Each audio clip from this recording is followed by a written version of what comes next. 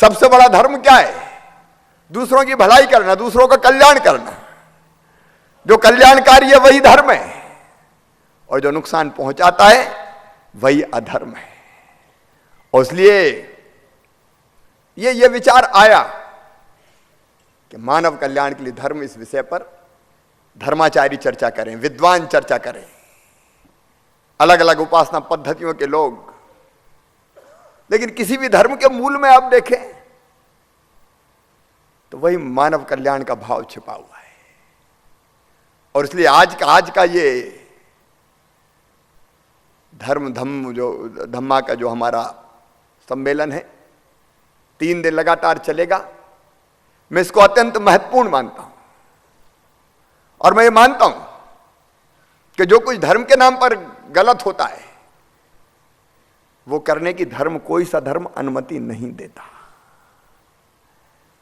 अलग अलग तरीके हो सकते हैं। मैं एक तरीके को मानता हूं, एक उपासना पद्धति को मानता हूं, मेरा अपना अधिकार है। मेरी उपासना पद्धति पर मुझे गर्व होता है। उसको आप थोड़ा बहुत अहंकार भी कह सकते हैं कि मेरे मन में यह भाव आए कि मैं जो उपासना पद्धति मेरी है वो श्रेष्ठ है। ये कई बार होता है मनुष्य के मन में। इसमें मैं बुराई भी नहीं मानता, क्योंकि मैं इस रास्ते को ठीक मानता हूं।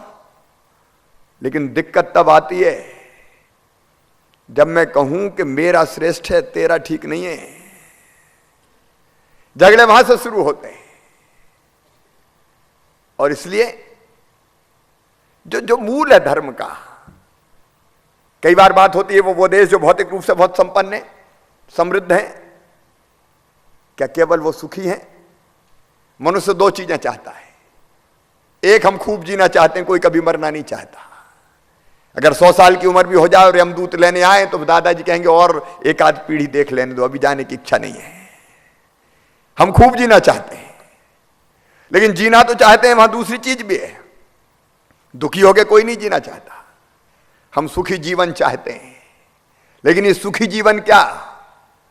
सारी चिंतन, विचारधाराएं, पद्धतियां यहीं से तो प्रारंभ होती है। एक बार फिर आप सबको प्रणाम, आपका स्वागत, आपका अभिनंदन, बहुत बहुत धन्यवाद। धन्यवाद माननीय श्री चौहान जी, Shrimati Sumitra Mahajan ji, to address the guests and share her valuable thoughts. आने वाला सिंहस्थ ध्यान में रखते हुए ये कोएग्जिस्टेंस, क्लाइमेट चेंज में धर्म और पर्यावरण, या टॉलरेंस, और सबसे बड़ी बात जो ह्यूमैनिटी, लव, और इस ह्यूमैनिटी को टिकाने की बातें ये कैसे कही गई है, उसको श्रद्धापूर्वक कैसे जतन करना है। ये कभी लगता है कि अगर सही अर्थ में हमारे धर्म का अभ्यास होगा, उसको अगर हम दुनिया को बताएंगे, तो सही अर्थ में हमारा सिंहस्थ, हमारे कुंभ, हमारा ये विचारों का कुंभ, ये सार्थक होके और सभ्य समाज को, पूरे समाज को विश्व के सभ्य करना है, तो कहीं ना कहीं इस फिलॉसफी का आधार लेकर का आगे बढ़ना है।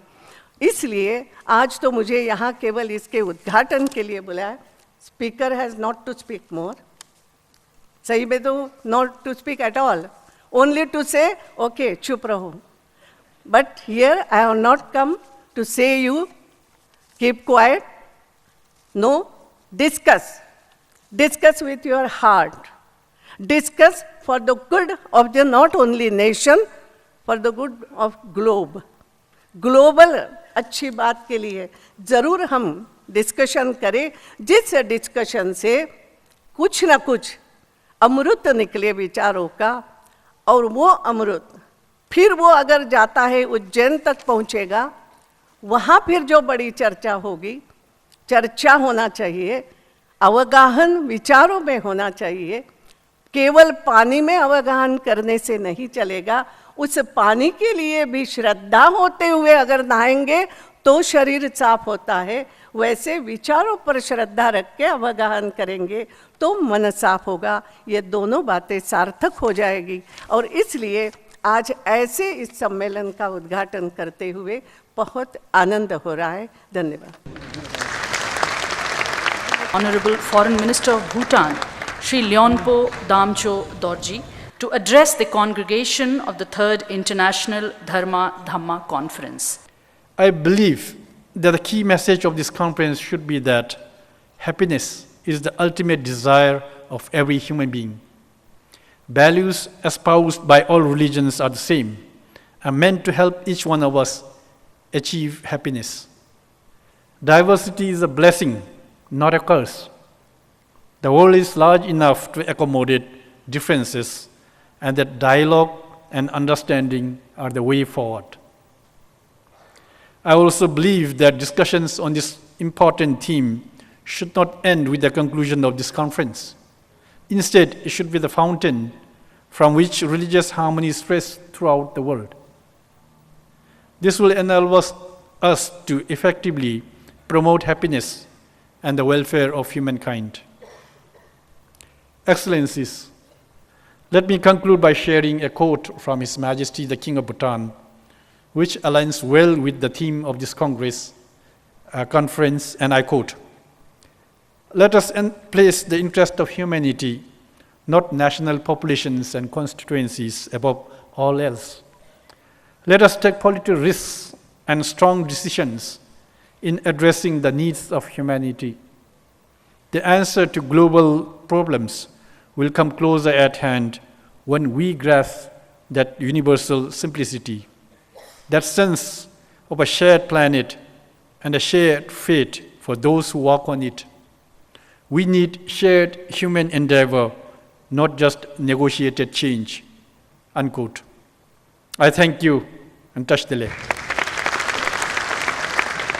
I now request Manniya Shri Suresh Bhaiyaji Joshi to deliver the keynote address. ईश्वर की कल्पना तो सभी को स्वीकार है, सब लोग इसको मानते हैं कि एक ऐसी एक शक्ति है कि जो दृश्य अदृश्य है, परंतु सारे इस ब्रह्मांड को, इस विश्व को संचालित कर रही है। इसके बारे में किसी भी संप्रदाय में शायद कोई दो मत नहीं। दो मत तो अलग कारणों से बनते हैं कि ईश्वर का स्वरूप क्या है। ईश्वर की मान्यताओं के प्रति कोई संघर्ष नहीं है, पर उसके स्वरूप को लेकर है। और जब यह चलता है कि हमारा जो स्वरूप है वही ठीक है, वही सत्य है, बाकी गलत है, तब कहीं ना कहीं संप्रदाय इस विषय को लेकर एक दूरी बनना प्रारंभ होता है। भारत के मनीषियों ने, भारत के चिंतकों ने कहा, दो शब्द का प्रयोग है, दो शब्दों का ही केवल अंतर है, एक भी आता है, एक है आता है। अगर हम कहेंगे मेरा भी एक मार्ग है तो समस्या नहीं है, जब हम कहेंगे मेरा ही मार्ग है तब समस्याएं खड़ी होती है। और इसलिए सारा विश्व अगर इस ही के भाव को छोड़कर मेरा भी एक मार्ग है इसको लेकर अगर चलेगा तो संघर्ष के, संप्रदाय को लेकर संघर्ष का कोई कारण नहीं रहेगा। तो ये हिंदू चिंतन सांप्रदायिक चिंतन नहीं है, ये पंथ का चिंतन नहीं है, तो इस व्यापक चिंतन है, विशालता को मार्ग बनाने वाला चिंतन है। और इसलिए इस चिंतन को स्वीकार करने में किसी को संकोच नहीं लगना चाहिए। यहाँ के आज का ये सम्मेलन हम सबको यही संदेश दे रहा है कि अपने अंतःकरण को विशाल बनाएं, अपने अंतःकरण को संकुचितता से मुक्त करें। इसी में मानव का कल्याण है, इसी में विश्व का कल्याण है। बंधुओं, हम इन सारी बातों को समझते हैं, समझने वाले बने, समझाने वाले भी बने, परंतु आचरण करने वाले भी बने। उसकी जो शक्ति है, उस शक्ति के सामने कोई भी नकारात्मक विचार टिकना संभव नहीं है। इस विश्वास के साथ इस मार्ग पर हम सब लोगों ने चलना चाहिए। यही निवेदन करते हुए, प्रार्थना करते हुए इस मार्ग पर चलने के लिए सब प्रकार की शक्ति हम सबको प्राप्त हो, ऐसी ईश्वर के चरणों में प्रार्थना करते हुए और आयोजकों को धन्यवाद देते हुए मेरी बात पूरी करता हूँ।